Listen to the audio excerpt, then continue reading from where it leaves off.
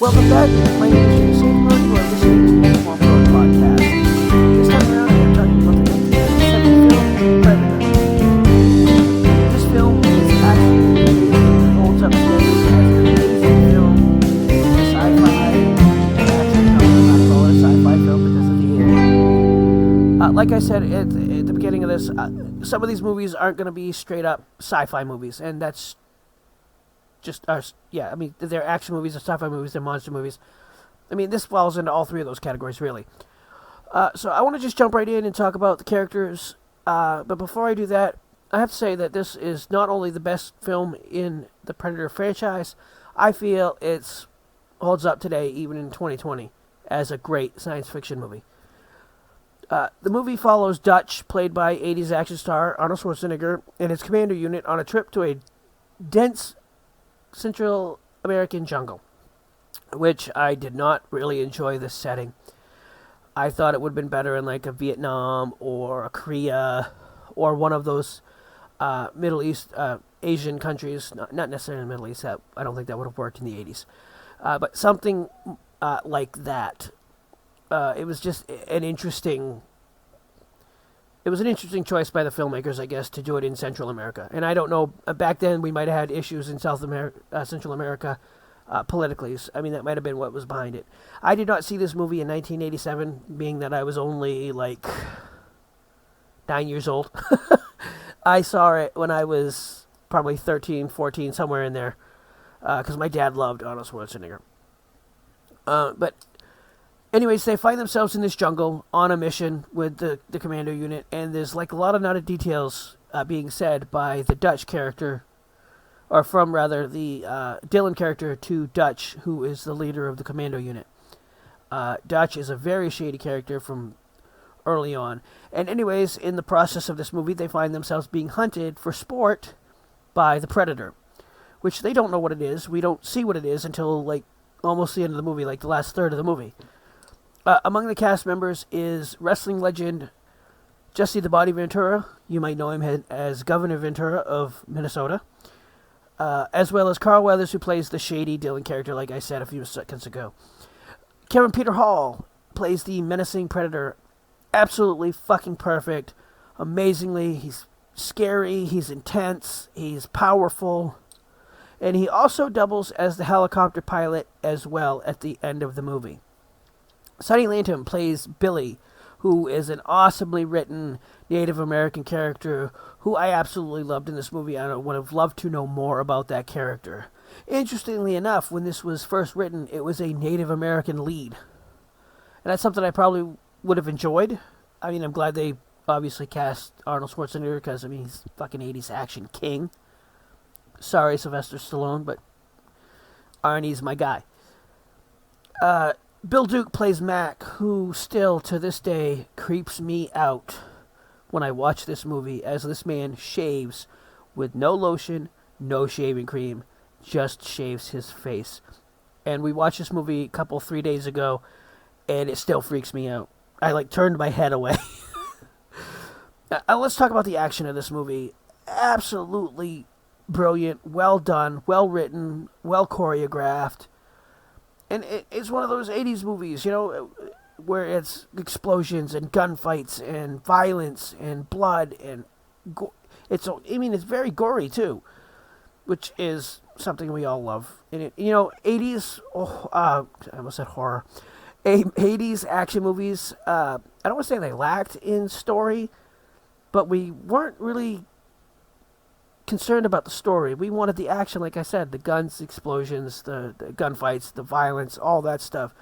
This movie actually balances story and action, in my opinion. But I absolutely did not like the Anna character. I don't know why she was there. And I understand that she was there because they need a female in these movies. But I wasn't sure why she was there. And honestly, I was not upset when that bitch died. I was like, oh, good, she's dead. Thank God. Because she didn't serve a purpose, in my opinion. And that's not being sexist or racist or anything like that. I just did not like the character in the movie. I didn't see the point. Maybe it's because I was so young. I mean, now I'm older and I understand why they put her in there, but back upon my first viewing, I did not like her being there. And that's how I'm going to do these shows from now on. I'm going to tell you how I felt the first time that I saw this movie, or any movie in the future.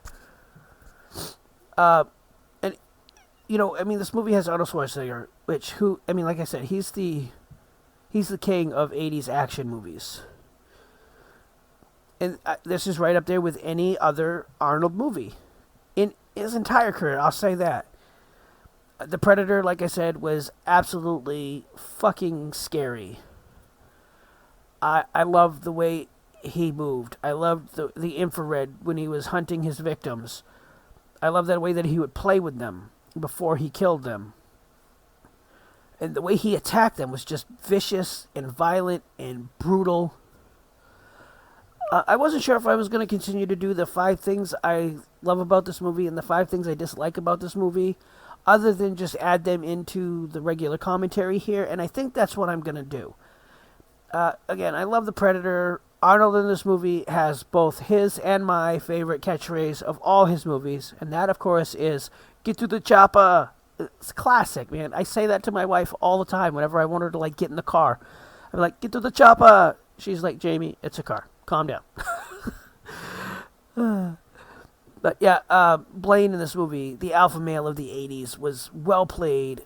I love him, and I love his minigun, or as I call it, the big fucking gun, which is actually mounted to a vehicle normally. They had to strap it to him in a way where he could actually carry it and use it, which I thought was an interesting little tidbit.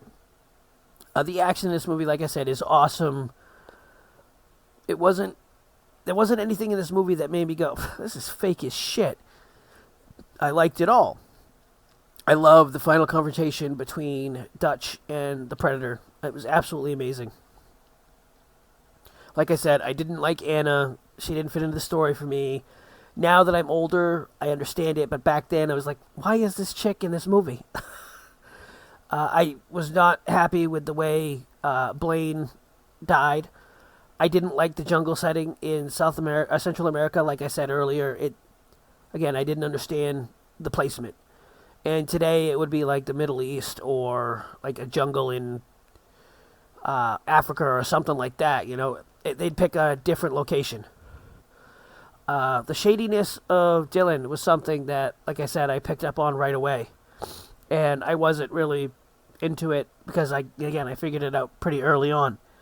I wanted more Billy in this movie. Like I said earlier, I wanted to see him and know about his character and who he is outside of the commando unit, because I really found myself clinging to Billy, really wanting to know more.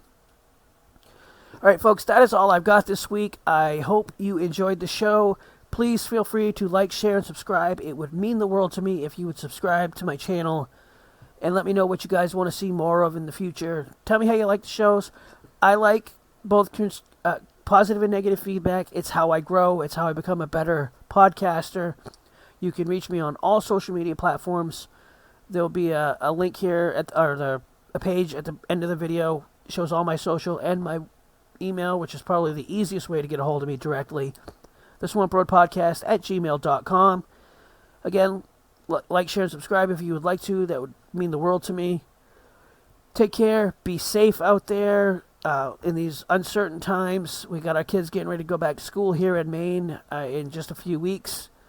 And my kids will be attending 5 days, which is nice. It will free me up to do more of this stuff. Next week, I'll be coming back with another episode all about Cloverfield.